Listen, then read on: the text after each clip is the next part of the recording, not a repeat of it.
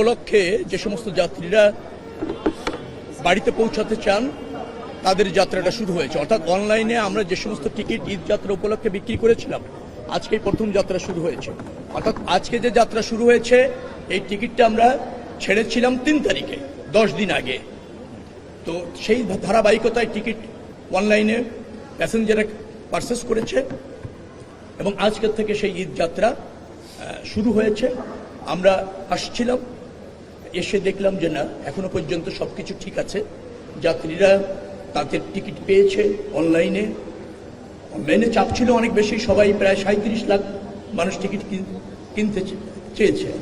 তো আমরা কত 36,000-এর মতো টিকিট বিক্রি করতে পেরেছি এরকম আমাদের যে ক্যাপাসিটি আছে। ওদের চাপ ছিল, কারো পেতে একটু দেরি হয়েছে, কাউকে হয়তো একটু ওয়েটিং থাকতে হয়েছে। কারণ একটা টিকিট আপনি বুক করার পর পেমেন্ট করতে আবার 5 থেকে 10 মিনিট 15 মিনিট পর্যন্ত সর্বোচ্চ সময় দেওয়া হয়। সেই সময় অনেকে নক করে হয়তো দেখছে যে বুক হয়ে আছে, এরকমের কিছু তো আছে। কিন্তু সবাই টিকিট পেয়েছে, ফেয়ারলি পেয়েছে। যারা টিকিট পারচেস করতে চেয়েছে সবাই টিকিট পেয়েছে। ট্রেন ছেড়েছে, আজকে 21টি ট্রেন ছেড়ে গিয়েছে, সবগুলি টাইম মতো গিয়েছে। 2টি ট্রেন মনে হয় 40 মিনিট লেট হয়েছে। এটার একটা কারণ ছিল, একটা অ্যাক্সিডেন্টের কারণে বেশ কিছুদিন ধরে 3 ঘন্টা লেট হচ্ছিল ওই 2টি ট্রেন। আজকে 40 মিনিটের মধ্যে আমরা নিয়ে আসতে পেরেছি অ্যাডজাস্ট করে। আগামী 2 দিনের মধ্যে ওই 2টি ট্রেনকে আমরা সময় মতো নির্দিষ্ট সময়ে ডিপার্চার করতে সক্ষম হবো বলে মনে হচ্ছে। সবকিছু মিলে পরিবেশও ভালো। আমি যাত্রীদের সাথে কথা বলেছি, তারা হ্যাপি। তবে তারা একটা শঙ্কা প্রকাশ করেছে যে এই সেবাটা বা এই তৎপরতা কন্টিনিউয়াস থাকবে কিনা, এটা তাদের আশঙ্কা।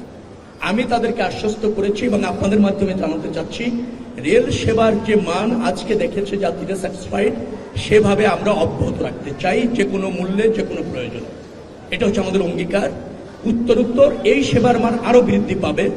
মাননীয় প্রধানমন্ত্রী আপনার এই সেবা অথবা রেল যোগাযোগটাকে যুগ উপযোগী করে মনোরম পরিবেশে স্বাচ্ছন্দ্যে অল্প সময়ে অধিক দূরত্বে যাওয়ার জন্য জনবান্ধব করতে চান, জনপ্রিয় করতে চান, এবং সে ব্যাপারে তার নির্দেশনা আছে।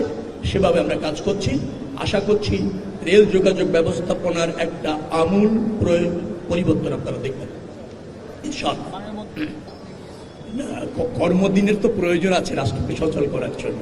একটা দিন বাড়িয়েছি আমরা ছুটি, একটা দিন বাড়িয়েছি, তো সেটা বাড়ার প্রয়োজন ছিল, একটা দিন কনসিডার করা গিয়েছে। আপনি জেনে খুশি হবেন যে রেল, সড়ক এবং নৌ সব জায়গায় এবার দেখবেন যে আগে যে ব্যবস্থাপনা ছিল তার মধ্যে থেকে বেশ কিছুটা পরিবর্তন আমরা আনতে সক্ষম হয়েছি।